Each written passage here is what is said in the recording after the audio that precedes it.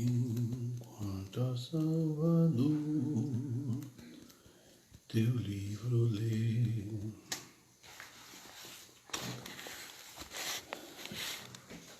meus olhos vêm abrir, pois quero ver na mera letra lendo que Senhor nos revelaste em teu imenso amor. À beira-mar, Jesus, partiste o pão, satisfazendo ali a multidão.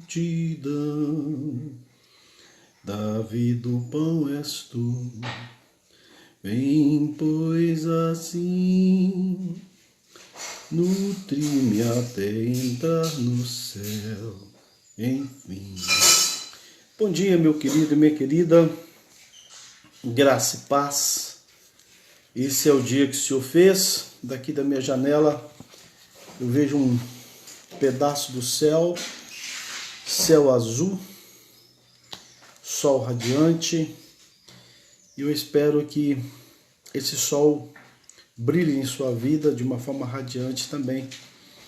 Que você tenha um bom dia, guardada pela graça, pela imensa misericórdia do nosso Senhor Jesus.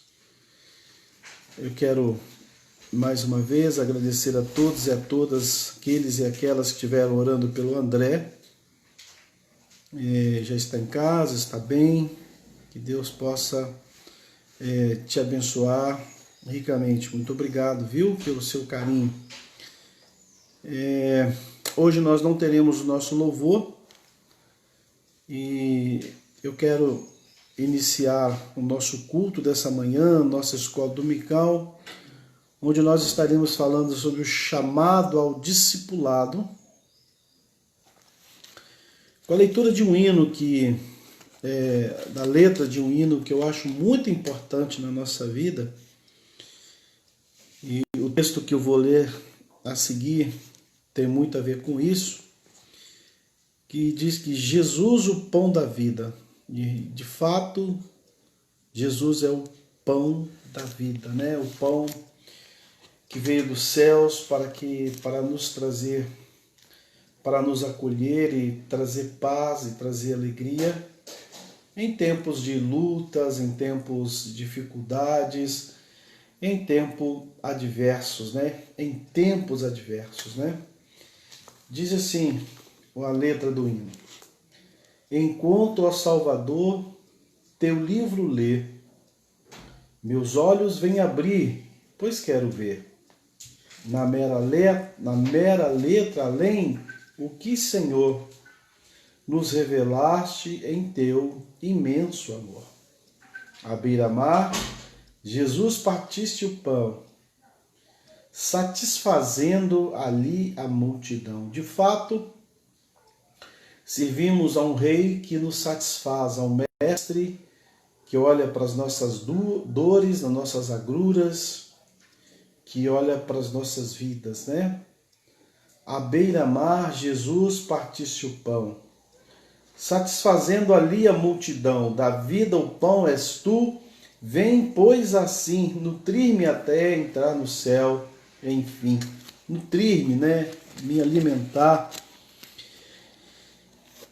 Eu gosto muito da letra e da música, né, deste hino, mais ou menos assim: enquanto, ó Salvador, teu livro lê, meus olhos vêm abrir, pois quero ver na mera letra além o que, Senhor, nos revelaste em teu imenso amor. À beira-mar, Jesus, partiste o pão, satisfazendo ali a multidão. Da vida ao pão és tu, Vem, pois, assim, nutrir-me até entrar no céu. Enfim. Lindo, né? Maravilhosa a letra, a música. Então eu quero orar com você nessa manhã, orar pela sua família, pedir a graça de Deus sobre tudo aquilo que vamos conversar nesta manhã. Que a paz do Senhor Jesus, que excede a toda e qualquer compreensão humana, ela esteja com você. Pai querido, muito obrigado por esta manhã, pela tua graça, pela tua imensa misericórdia. E nós nos alegramos e te damos graças porque é um momento de muita alegria o tempo que a gente tem para nos assentarmos em família para a reflexão da tua palavra. Muito obrigado por esta manhã. Que esta manhã seja um tempo de muita bênção nos nossos estudos, nas nossas classes de escola dominical. Que o Senhor alcance as nossas vidas com a sua graça e com a sua misericórdia. Aliás, continue a nos alcançar com a tua graça, com a tua imensa misericórdia. Nós oramos em teu nome e em nome do teu Filho amado Jesus Cristo. Amém. Bem-vindo, bem-vinda, meu querido e minha querida, você com a sua família, né? Às vezes eu sei, o pessoal fala assim comigo: ó, pastor, estava lá tantas pessoas, mas tinham mais pessoas porque estávamos em família, apenas usando um celular. E no YouTube é a mesma coisa. Então as famílias, que Deus te abençoe, abençoe a sua família, rica e grandemente, né? Um abraço fraterno, um abraço saudoso para vocês. Voltando a avisá-los, né, e avisá-las que nós vamos estar voltando ao nosso culto gradativo, né, no primeiro domingo de setembro com Santa Ceia. E eu espero uma pequena modificação, perdão, uma pequena modificação, que é o número de pessoas, né? Nós vamos ter aí um número de pessoas aumentado de 22 para 30 pessoas, mas funcionando a nossa ficha, né? A nossa lista de inscrição. E a partir também do Ministério de Louvor, né? Já contando com os componentes do Ministério de Louvor. E também com uma hora de culto, né? Então vamos ter um tempo maior de reflexão, de louvor. Então a gente recomeça aí no primeiro domingo de setembro, graças a Deus. Estou pensando também, aí vou conversar com os líderes de células para que a gente retomemos as nossas células, primeiramente não de uma forma presencial, mas pela internet.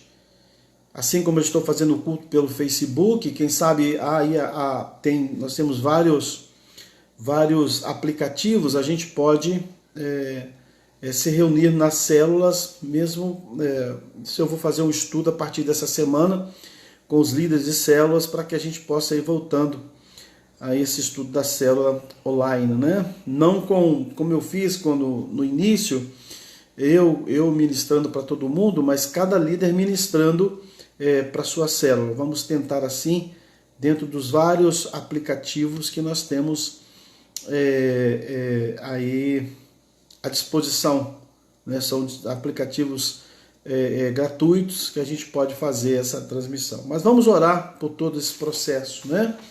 Que Deus nos abençoe. Eu queria também lembrar aqui dos nossos aniversariantes. Você recebeu aí na sua casa, aí no seu WhatsApp,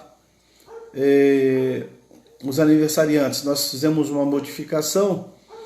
Agora, toda semana, quando nós mandarmos os nomes dos aniversariantes na semana, nós estamos adicionando o telefone.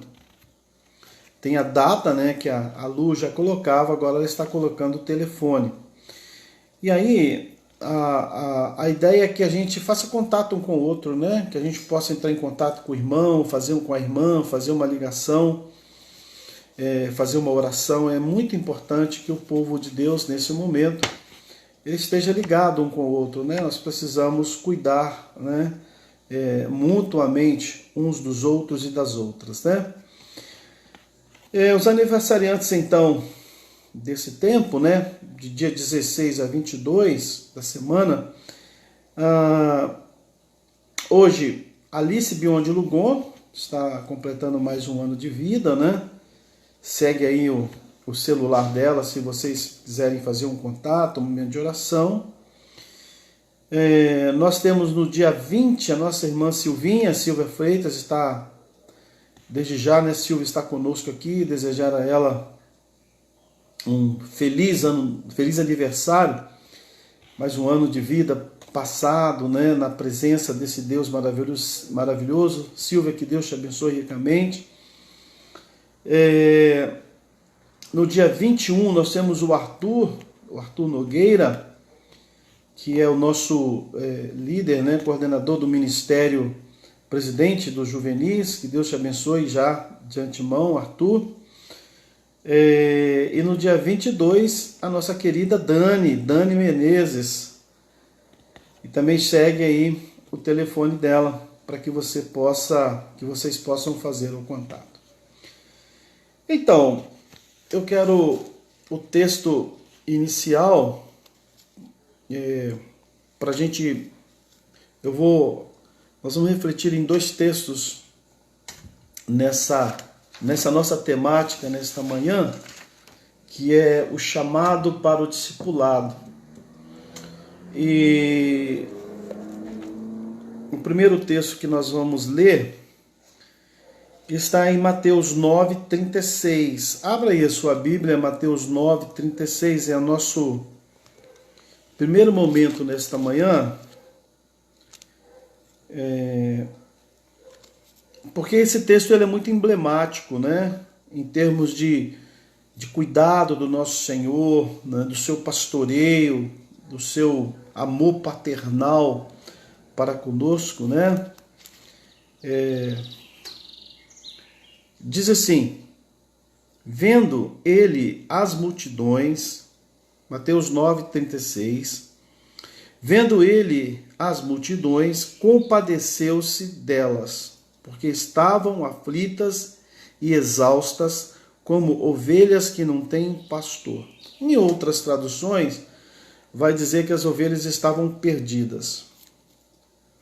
Existe aqui nesse texto, por isso eu quis cantar, quis ler a letra, né, do hino 141, que diz assim: enquanto, ó Salvador, teu livro lê, meus olhos vêm abrir, pois quero ver. Na mera letra, além o que, Senhor, nos revelaste em teu imenso amor. Mera letra, né? Às vezes a gente passa os olhos de uma forma muito rápida em um texto, né? Eu me lembro quando na minha adolescência e na juventude, na escola, quando havia lá a aula de interpretação de textos, né? Havia uns textos tão difíceis, né? Eu lembro que um dos preferidos, né, foi uma música de Jair Rodrigues, que ganhou o festival. Olha, não me perguntem a data, mas era sempre eu fiz várias vezes a interpretação de texto dessa música, né? Ele diz: na boiada já fui boi, né? Boiadeiro já fui rei. E a gente tinha que, eu sei que você também já passou por isso, da interpretação de texto.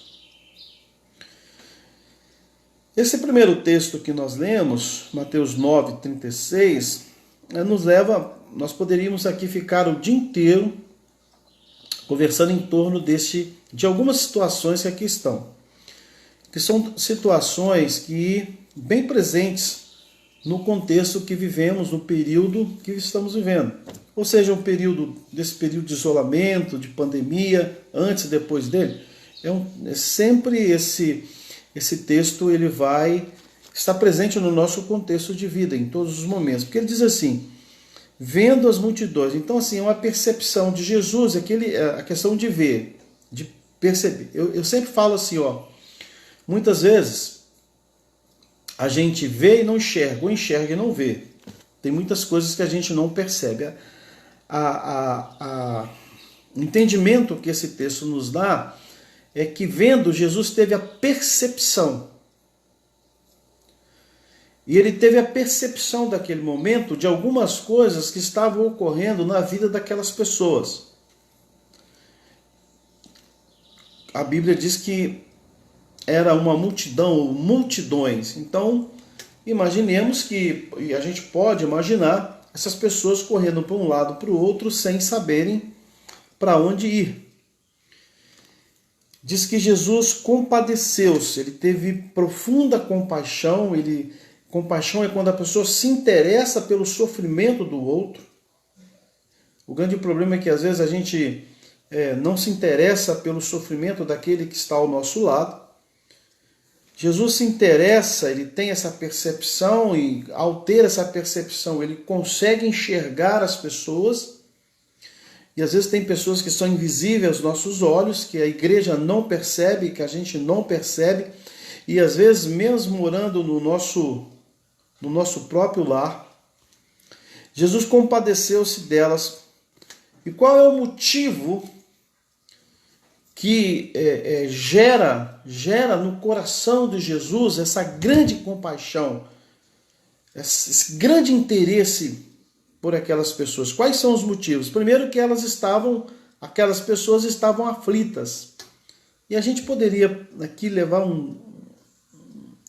uma semana para a gente conversar acerca de aflição. É bem possível que muitas pessoas estejam aflitas nos dias que estamos passando, ao nosso redor, na nossa casa, na nossa igreja. Aflição. A aflição levava a uma outra situação muito complexa, que trazia muito sofrimento àquela multidão. Elas estavam, além de estarem aflitas, aquelas pessoas, elas estavam exaustas. A aflição nos leva à exaustão, ao cansaço mental. E o cansaço mental, ele é pior do que o cansaço físico. O cansaço mental, ele pode nos levar a um estado de letargia, como se estivéssemos assim anestesiados. E a gente, às vezes, tem pessoas que não enxergam, não conseguem enxergar uma possibilidade de vida. E o texto termina dizendo que eles estavam como ovelhas que não têm pastor. Uma ovelha que não tem pastor é uma ovelha sem rumo, sem caminho, sem possibilidades. Que coisa interessante esse texto, esse versículo. Eu não vou me ater muito a ele, mas ele faz parte do contexto da nossa reflexão. Então ele tem compaixão daquelas pessoas. Tem 12 situações que a gente pode...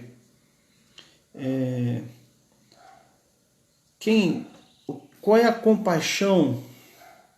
E isso tem muito a ver com os nossos dias, com o contexto de vida da nossa caminhada. E às vezes a nossa caminhada ela é adversa, né? De o que ele tinha compaixão? Das ovelhas perdidas, compaixão dos fracos e dos doentes, compaixão dos famintos, dos atribulados e das atribuladas também, né? 12 e dos oprimidos, das oprimidas, daqueles e daquelas que eram consideradas impuras e rejeitados da sociedade. Quantas pessoas hoje são invisíveis e por isso mesmo às vezes consideradas impuras, por isso mesmo rejeitadas pela sociedade e por vezes pela igreja, dos desprotegidos e feridos, dos filhos perdidos, dos sofredores, dos entristecidos, daqueles que estavam tristes, né? É bem possível que em nossas comunidades tenhamos muitas pessoas tristes, né? De nós mesmos. E ele diz que, e aí vem a grande possibilidade de restauração, de cura, porque ele se revela como um Deus de toda consolação. Então, nesta manhã, eu quero desejar para você a consolação do Senhor. Diante de tantas agruras, lutas que passamos, quer seja no ministério pastoral, quer seja na vida de liderança, quer seja na família, enfim, como cidadão, como cidadã, que Deus te abençoe ricamente nessa nossa caminhada. E consequentemente, o texto nos leva ao primeiro texto, que é o chamado ao discipulado, é a nossa reflexão nesta manhã. E eu quero convidá-la com muito carinho, então, dá um pulo aí do capítulo 9 para o capítulo 4 de Mateus, no versículo 18. Versículo 18 de Mateus.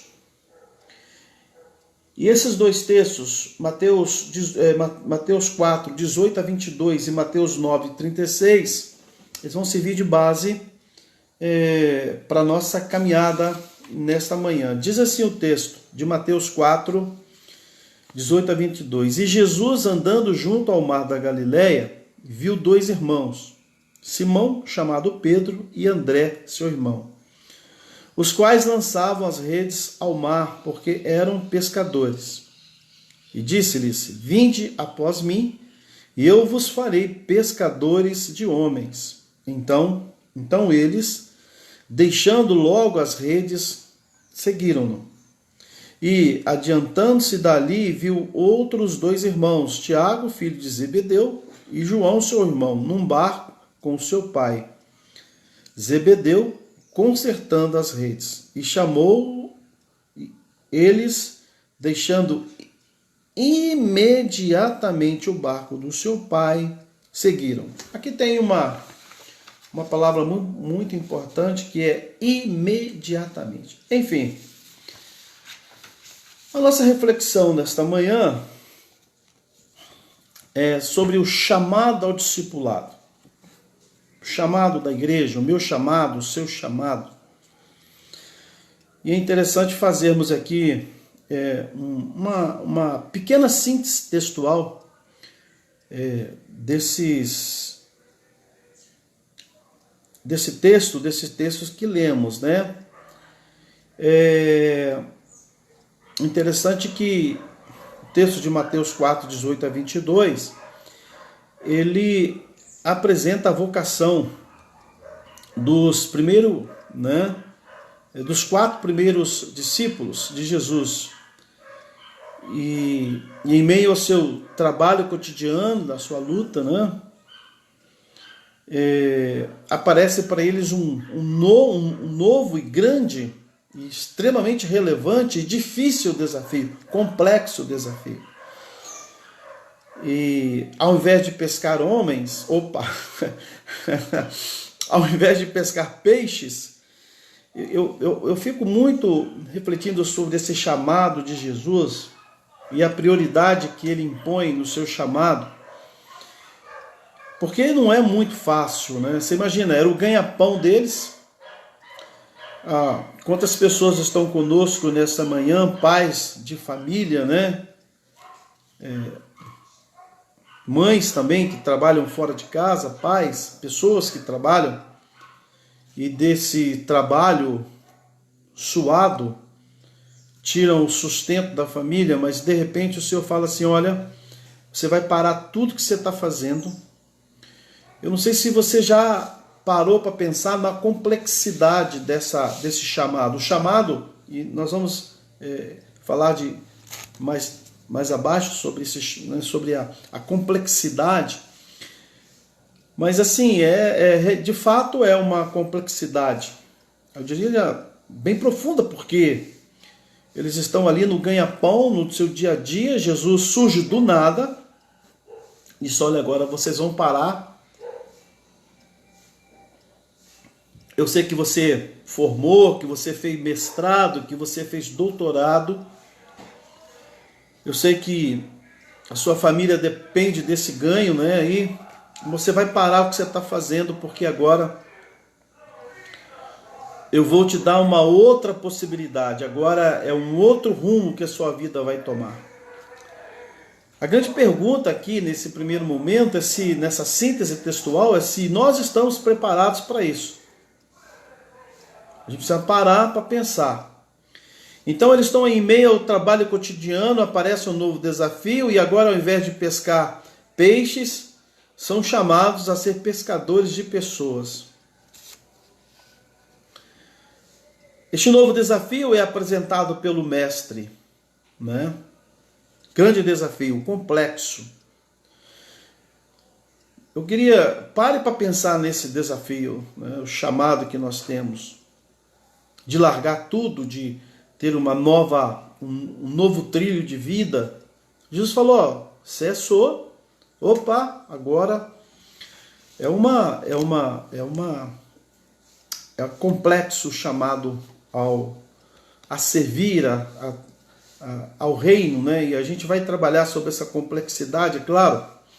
Eu não estou dizendo que você vai ter que deixar, mas pode ser que aconteça, deixar o seu serviço, o seu trabalho, mas essa mesma radicalidade, porque aqui Jesus apresenta uma radicalidade no seu chamado. O chamado, ele é extremamente radical, e o chamado a ser discípulo e discípula de Jesus também é radical. Vamos falar sobre isso, que nos propõe uma mudança profunda de vida, de rumo, de pensamento, como nos propõe o texto onde Paulo diz que não vos conformeis com este século, mas transformai-vos pela renovação da sua mente. É claro que aqui, quando Paulo fala sobre mente, ele fala na totalidade do coração, da mente, né? Essa era uma visão daquele momento. Enfim, nos capítulos 9 e 36, também encontramos uma complexidade, e é a contrapartida, né, do primeiro texto, do primeiro chamado. Aqui no segundo texto que lemos é a contrapartida do chamado. Agora é um outro momento, né? Aliás, Mateus 10, 1 nos fala também de eu gostaria de envolver também esse texto, porque ao chamado, no capítulo 9 há a contrapartida. Eu diria que no capítulo 10, no versículo 1, também há um grande desafio, né? Que diz assim: olha, tendo chamado os 12 discípulos, deu-lhes Jesus autoridade sobre espíritos imundos, para os expelir e para curar toda sorte de doenças e enfermidades. Olha que complexidade quando você, quando eu, quando nós aceitamos o chamado radical de Jesus ao discipulado. Então como eu disse lá no capítulo 9, 36, aquelas pessoas estão como ovelhas sem pastor, ou seja, pessoas sem rumo, pessoas sem cuidado, sem pastoreio. E essas duas realidades, elas são apresentadas nos textos, né, que a gente está lendo. De um lado, então, o chamado à missão. A igreja, ela é chamada, a igreja tem uma missão específica, que está aí no capítulo 10, versículo 1, nós temos um chamado, toda a autoridade nos foi dada. Então, se de um lado nós temos o chamado à missão, capítulo 4. Do outro, a necessidade de pessoas para realizar esta missão. De um lado, envio, de outro, a necessidade. Sempre vai ser assim. De um lado, o envio, do outro, a gente vê a necessidade. Se a gente pegar o texto de Mateus 4, 18 a 22, ali é o chamado, a vocação dos 4 primeiros, evidentemente atingindo os outros. Quando a gente vai no texto de Mateus 9, 36, nós encontramos uma outra que é a contrapartida. Eu diria, Mateus 4, 8, 12 é o ponto, Mateus 9, 36 o contraponto, junto com Mateus 10, 1, que é a contrapartida disso, desse chamado. Ninguém é chamado para ficar à toa. Uma igreja não é erguida para... Enfim, eu queria então, diante dessas pequenas síntese textual, para você se entender, e a gente, por isso quando o hino fala mera a letra, para a gente perceber além daquilo que estamos lendo, e a gente precisamos fazer isso, né? Pedir a Deus que nos ajude nessa compreensão da palavra, além daquilo que estamos lendo. Precisamos então, diante dessa complexidade do chamado, que de um lado tem o envio, de outra a necessidade, clarear um pouco a nossa reflexão. É interessante então a gente perceber, primeiramente, clareando a nossa reflexão, qual é o lugar que se encontravam os dois textos, não é? Do Evangelho de Mateus. Qual é o lugar do texto? Quer dizer, o primeiro texto que lemos, Mateus 4, ele é uma preparação para o Sermão do Monte, ao chamado para o discipulado. É uma preparação para aquilo que Jesus iria ensinar e ministrar aos corações daquelas pessoas ávidas, sedentas de amor, de acolhimento, de justiça, como Jesus coloca. Então primeiro é uma preparação para o Sermão do Monte, ao chamado para o discipulado. E nesse chamado seguem-se as orientações do que é ser um verdadeiro discípulo, né? Então esse é o lugar do primeiro texto. É importante a gente clarear nessa direção. Então o primeiro texto, ele tem um lugar específico. E o lugar dele, o contexto dele, é a preparação para o Sermão do Monte. O segundo texto é uma introdução ao ensino sobre as dificuldades e as características da missão, daquele chamado. Então, por isso ele vai falar sobre as multidões, né? E ele vai dizer ali no texto, né, 9:36 e os seguintes, né, que aquelas o que aquelas pessoas estavam enfrentando, e Jesus vai perceber de fato que a seara ela era bem maior do que ele imaginava. Então ali o segundo lugar é o segundo, os dois últimos textos, né? O lugar deles o contexto são as orientações do que é ser um verdadeiro discípulo, uma verdadeira discípula, né? O elo comum, e esses dois textos eles têm um elo comum, é o chamado ao discipulado, que exige um compromisso. Essa palavra compromisso, ela está em baixa no nosso meio, né? Compromisso com a família, compromisso com o reino, compromisso com a igreja. Então, essa é uma palavra hoje é algo que está em baixa, né? Compromisso hoje não gera mais paixão, Então é algo muito complexo, é algo que nós precisamos, a palavra compromisso, nós precisamos ressignificar. Nesses últimos dias, nos últimos tempos, diante dos estudos que tenho feito, eu tenho aproveitado para minhas leituras, rever alguns pontos, algumas leituras da minha caminhada missionária e pastoral, na preparação de texto, eu percebo que, e vou falar sobre isso mais tarde, existem algumas palavras que a gente precisa ressignificar. Ressignificar significa dar um novo sentido, é resgatar a vida de oração, de jejum, de compromisso com Deus, de compromisso consigo mesmo, com a sua saúde, com a família, uma série de situações. Então a palavra compromisso, ela está embaixo. Então, esse é o elo, né? O elo que os dois textos nos falam, né? Então a gente precisa aprofundar, né? Porque o discipulado, ele exige compromisso. Não existe discipulado, não existe fé, não existe testemunho sem compromisso. Sem compromisso com o reino, sem compromisso com Jesus.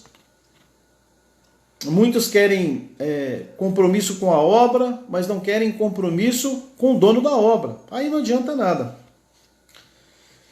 Enfim, este compromisso ele se manifesta evidentemente com um compromisso com o reino e sua justiça apresentada no Sermão do Monte. Jesus, então, como eu disse, no primeiro lugar do primeiro texto é a preparação para o Sermão do Monte.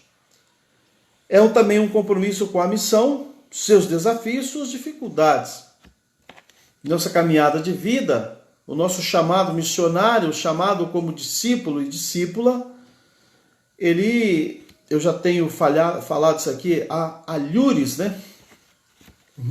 Por muitas vezes, que a caminhada missionária ela é feita de obstáculos, e muitos, aliás.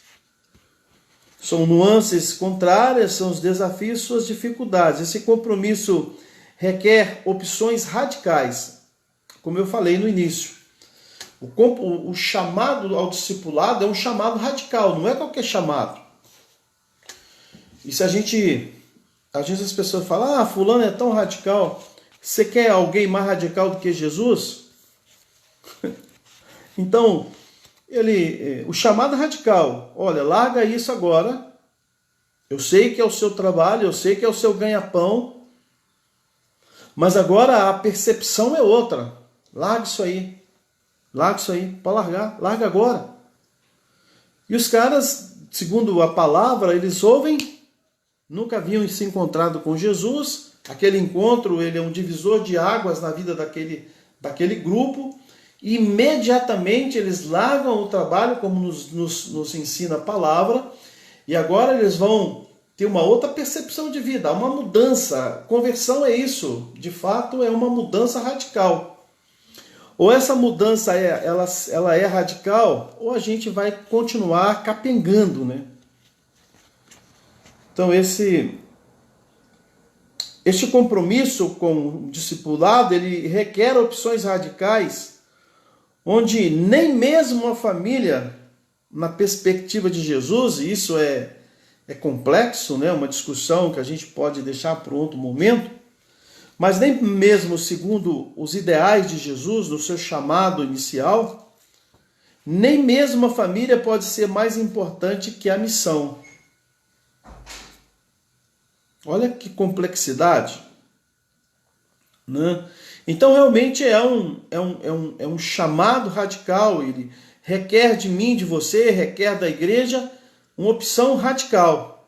Neste contexto, a prática da vida dos cristãos não pode seguir o trilho, o modelo de outros grupos, né? Só lembrando, quando eu falo desse trilho, mudança de novos rumos, eu me lembro quando o povo estava no limiar da herança, né, da terra prometida, E ali há um desafio radical, complexo também, quando Josué diz assim: escolhi hoje a quem servais. E a gente precisava prestar atenção nas nuances. Olha, se os deuses que seus pais serviam da além do Eufrates, ou ao Deus verdadeiro. Aqui é um divisor de águas, aqui é uma opção radical. E o povo diz: eia, nós seguiremos a Deus. E aí a gente vê a complexidade que Josué coloca quanto à opção do povo.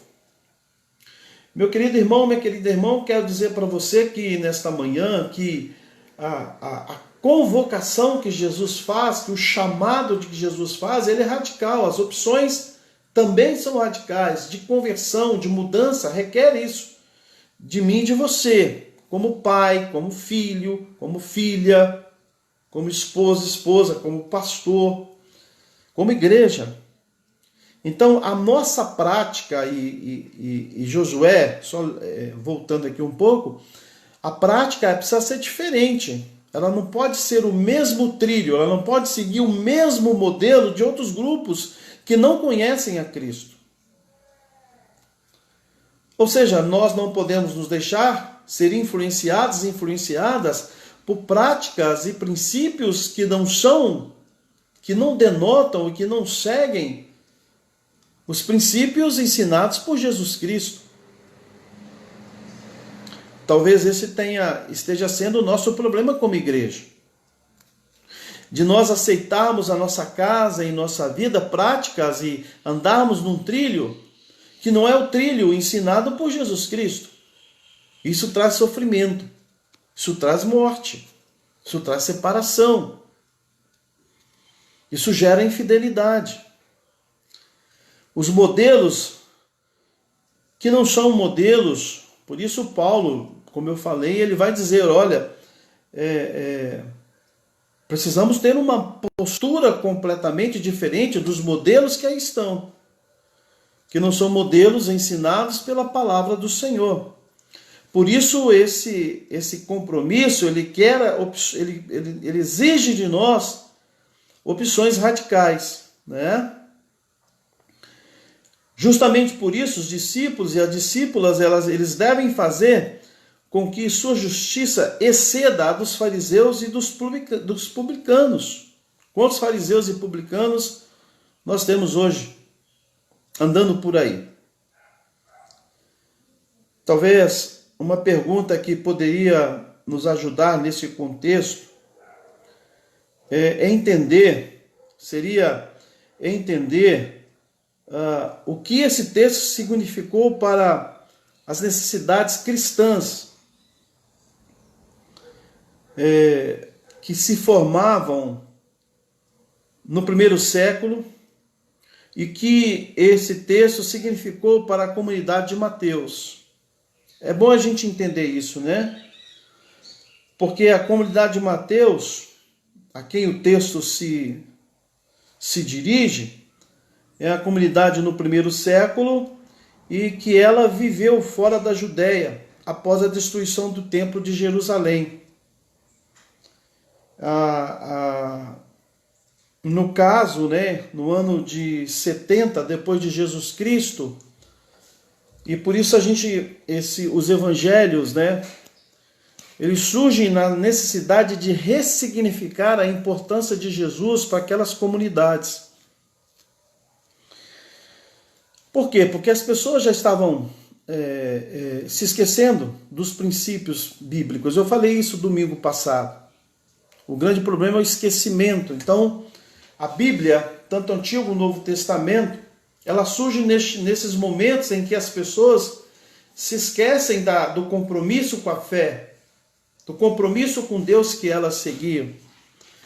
Então, a comunidade de Mateus era uma comunidade que já enfrentava uma ruptura entre si, uma comunidade que é formada fora, em virtude da destruição do templo de Jerusalém, e o texto é escrito aí, possivelmente, eu não gosto muito de precisar, mas em 70, 80 anos após a morte de Jesus, num contexto em que as pessoas já estavam esquecendo desses princípios básicos, de fé, de esperança, de unidade. Só para te incentivar ao crescimento, né? Eu tenho um blog, lá no meu blog eu mandei para vocês, eu fiz um texto sobre unidade na caminhada, justamente falando sobre isso, da necessidade da unidade. O que essa comunidade de Mateus não tinha era unidade. Então, ela se forma, né? Daí já é 70 anos depois de Cristo, e com a destruição do templo, os fariseus, eles reorganizam o judaísmo, tornando extremamente rigoroso e opulento. Esse é um problema.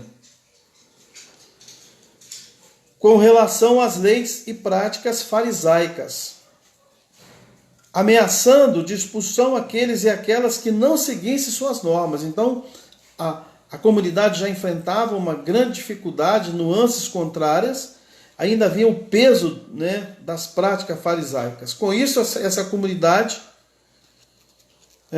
não tinha prática e viu-se, além de não ter prática, viu-se ameaçada de perder também a sua identidade cultural devido à sua fé cristã. Então veja bem, que complexidade, né? A gente pensa que só nós temos problemas, que só nós temos dificuldades. Então, aquela comunidade que se forma fora da Judéia, em virtude da destruição do templo, uma comunidade que já enfrentava dentro de si uma eminência de uma ruptura, agora ela é ameaçada pelos fariseus e publicanos. Esse é o contexto do ensino de Mateus, principalmente no texto que estamos lendo. E agora essa comunidade se acha perdida. Por isso mesmo o texto ele vem nessa direção de ressignificar os princípios do amor de Jesus, de ressignificar os princípios de unidade, de ressignificar os princípios do chamado de compromisso. Ou seja, de resgatar a vida cristã daquela comunidade. Eu acho que isso tem tudo a ver conosco, né? Tudo tem a ver conosco.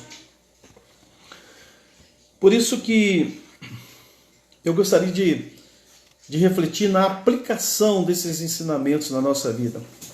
Na minha vida, na sua vida, na nossa caminhada como comunidade, na nossa caminhada como pastor, como pastora, como esposo, como um homem e uma mulher que foi chamada a ser discípulo, a ser uma discípula de Jesus. O mesmo chamado que Jesus, nós lemos no Mateus 4, é o chamado dos primeiros 4 discípulos, é a vocação. O mesmo chamado o Senhor nos faz a cada dia, a cada momento, e fundamentalmente nesse contexto adverso que nós estamos vivendo, chamado ao discipulado. E é interessante então fazermos uma aplicação. Como é que nós podemos aplicar essas nuances que os 3 textos nos ensinam? Então, nós estamos vivendo um tempo onde os conceitos de missão, discipulado e compromisso com o reino, infelizmente, já não despertam paixão. E eu, como pastor, eu percebo isso, né? Esses termos, né? Missão, discipulado e compromisso já não geram paixão entre nós. Já não gera paixão entre os jovens, entre as crianças, adolescentes.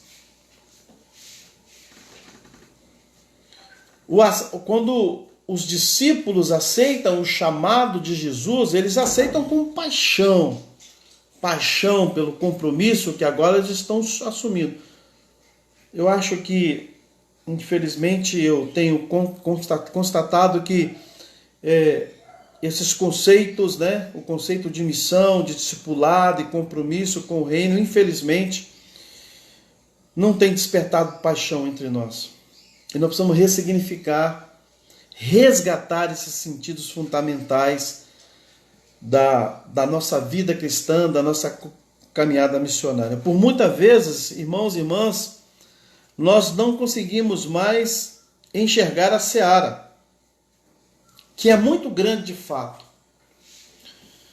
Eu acho que a falta de paixão, e às vezes quando nós perdemos a paixão pelos conceitos de missão, de discipulado e compromisso, perdemos paixão pela oração, pela devocional, pela causa ou pelas causas de Jesus. Perdemos. Não faz mais, às vezes não faz mais sentido na nossa vida, é como se estivéssemos perdidos e perdidas num denso nevoeiro. Então a gente não consegue mais enxergar a seara, que de fato ela é muito grande. Frente a este quadro, torna-se fundamental, então, de fato, realmente, mais uma vez, ressignificarmos, resgatarmos as lições que os textos nos ensinam. Primeiro chamado, a vocação. Vinde após mim. É o chamado de Jesus. E quando ele revela a sua compaixão, o seu cuidado, o seu amor por aquelas pessoas que estavam aflitas e exaustas. Aflitas e exaustas. E o versículo 10 diz: o Senhor nos deu autoridade.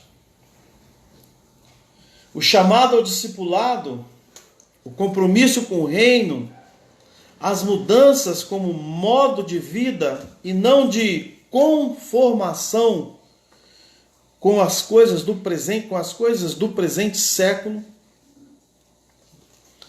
A gente se conforma com isso no ensinamento das nossas crianças, né? Eu pergunto para você, quais são as músicas que você tem ensinado para suas filhas, para os seus filhos? Quais são as músicas que os nossos filhos e as nossas filhas, elas aprendem comumente?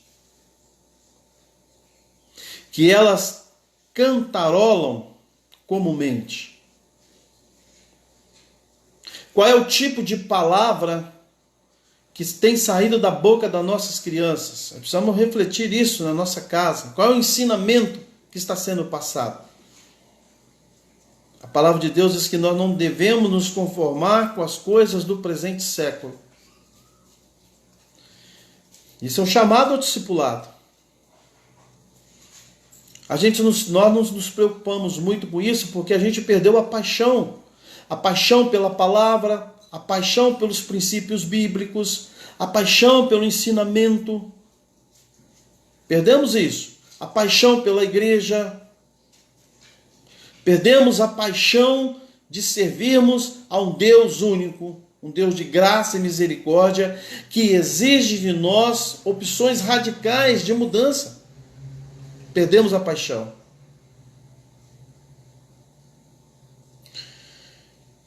Então, que este compromisso, precisamos ter a concepção que ele constitui-se em alicerces para a nossa vida cristã.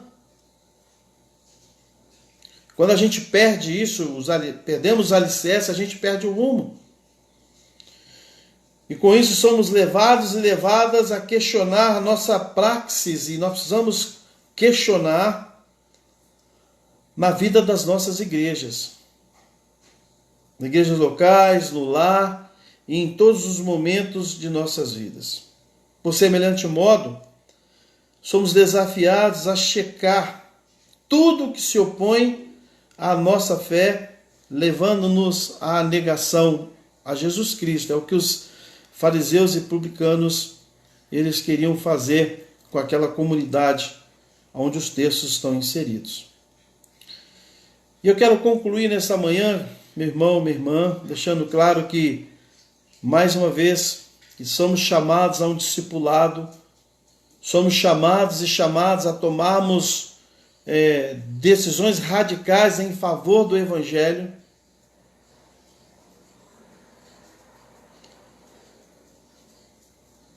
Eu concluo dizendo assim que como levaram aquela comunidade ao desafio, onde os seus próprios irmãos esforçavam-se para vê-los resgatar a fé, os textos nos desafiam também nos dias de hoje. Somos desafiados. Somos desafiados. Se Jesus estivesse conosco hoje, ele também, de igual forma, por semelhante modo, ele ia olhar e ia ver também multidões aflitas e exaustas. Ele ia enxergar pessoas aflitas e exaustas. Quem sabe eu e você. Eu já ouvi de algumas pessoas dizendo: pastor, eu já cheguei à exaustão. Tem pessoas cansadas, dentro e fora da igreja. Dentro e fora da igreja. Então os desafios do Evangelho, eles estão presentes, bem presentes em nossas vidas, na vida da igreja, no nosso chamado, na nossa vocação como discípulos e discípulas. Por quê? Porque o tempo que vivemos é um tempo da deturpação da fé.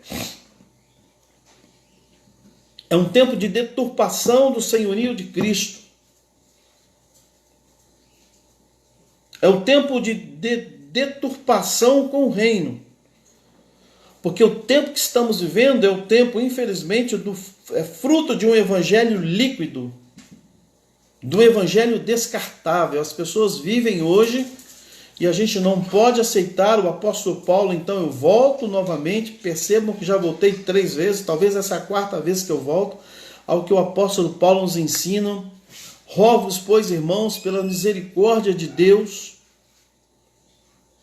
que apresentei os vossos corpos como sacrifício vivo, e não vos conformeis com este século, mas transformai-vos pela renovação da vossa mente, da sua vida, na totalidade. Então essa constatação de que hoje os conceitos de missão, discipulado, de vida missionária, conceitos de vida com Jesus, de compromisso, são conceitos que não geram mais paixão. Ele é fruto de uma sociedade, de um evangelho líquido, de um evangelho, de um discipulado ineficaz, de uma deturpação da nossa fé. E hoje, querido irmão, querida irmã, hoje, que nós tomemos opções, assim como o mestre tomou e nos ensina, que nós também tomemos opções radicais em favor do evangelho. Esse é o tempo que o Senhor tem nos chamado como igreja, levantado você, a mim, nos chamado por um compromisso vivo, nos chamado para um discipulado eficaz. E é um tempo que, como igreja, precisamos ressignificar conceitos como fé, como compromisso, como missão. Que Deus nos abençoe como igreja. Esse estudo vai estar, daqui a pouco eu vou estar disponibilizando lá na minha página no Facebook. Depois também colocando lá no meu blog para que você possa estudá-lo, né? E aí poder tirar suas conclusões, e se posteriormente você quiser fazer aí um contato comigo, questionar, fazer alguma pergunta, eu estou inteiramente à sua disposição, né? E convidando-a para o nosso culto logo mais às 19 horas para a reflexão bíblica também na palavra do nosso Senhor Jesus. Eu quero aqui mais uma vez acolher a todos e a todas que estão conosco nesta manhã. Que Deus abençoe a sua família. Estou vendo aqui meu filho, saudade, André está lá na Alemanha, também casada com casado, né, com uma filha muito querida. E Deus abençoe vocês, essa família linda, essa filha linda aí na Alemanha. Que Deus, muita saudade de vocês. Que Deus abençoe ricamente as suas vidas, os seus corações. A todos vocês, um bom dia. Você tem um tempo com a sua família, um dia de graça e misericórdia para você. Esse é o tempo de nós ressignificarmos a nossa fé, o chamado que o Senhor Jesus faz a cada um de nós, como igreja, como ser humano. A Deus toda a honra e toda a glória. Muito obrigado pela sua companhia. À noite estaremos juntos novamente, juntas, para a reflexão da palavra do nosso Deus. Vamos orar? Pai querido, muito obrigado pelo seu grande amor, obrigado pela sua graça, pela sua misericórdia. Que o Senhor esteja conosco, em nome de Jesus, trazendo sobre nós, ó Deus, essa atitude de discípulo, de discípula, possamos refletir realmente no compromisso que o Senhor nos faz e tenhamos esperança para vivermos e anunciarmos o Evangelho que salva, cura e que de fato transforma vidas. Sejamos nós também transformados pela Tua graça, pela Tua misericórdia. Eu oro por aquelas pessoas que estão enfermas, pelos nossos aniversariantes dessa semana, que Tu possa visitá-las com graça e misericórdia. Muito obrigado pelo Seu grande amor. Assim nós oramos em Teu nome, na presença do Teu Filho amado Jesus Cristo, na unção do Teu Espírito Santo. Um bom dia, graça e paz por parte do nosso Senhor, que Deus te abençoe ricamente. Eu só vou falar novamente, né? Alguém me falou aqui que deu uma travada aí, se você não ouviu. Daqui a pouco o texto vai estar lá no Facebook para você. Eu tenho uma página especial no Facebook, você pode estudar aí com a sua família o texto. Às 19 horas nós estamos juntos novamente. E também nós mandamos aí para vocês os aniversariantes dessa semana, né? Com os seus telefones, para que você possa fazer contato com essas pessoas. Entre em contato com essas pessoas, desejando um feliz aniversário. É muito importante que, como igreja, nós estejamos, né, ligados uns aos outros, né, e às outras. Um abraço muito carinhoso para minha mãezinha, que está lá no Espírito Santo. Com certeza ela não perde uma transmissão dos nossos cultos, né? E também eu quero te pedir perdão, essa semana não foi possível termos o nosso estudo bíblico na terça, nem a nossa palavra, conversa pastoral com as famílias e casais na última sexta. Essa semana a gente retoma a nossa caminhada, terça-feira às 20 horas, eu quero te convidar, estaremos aqui no Face, refletindo na palavra do Senhor, um estudo bíblico específico para você, para o seu crescimento espiritual, para o nosso crescimento, 20 horas e também às 20 horas estaremos da sexta-feira. Na quarta-feira, eu ainda não sei o tema, eu vou fazer uma live com a pastora lá de São Paulo, vai ser às 23 horas, ainda vou mandar para vocês, quarta-feira, dia 19, às 23 horas, eu vou mandar para vocês a arte, ela está preparando a arte, nós vamos falar sobre metodismo, sobre trabalho de juventude, então sobre caminhada de igreja. Eu gostaria de convidá-lo, né? Vai ser tarde, 23 horas, mas não é todo dia, então eu quero te convidar, depois você vai receber a arte. Grande abraço, um abraço fraternal, carinhoso para você. Deus te abençoe ricamente. Muito obrigado pela sua presença. 19 horas estaremos juntos aqui. Beijão!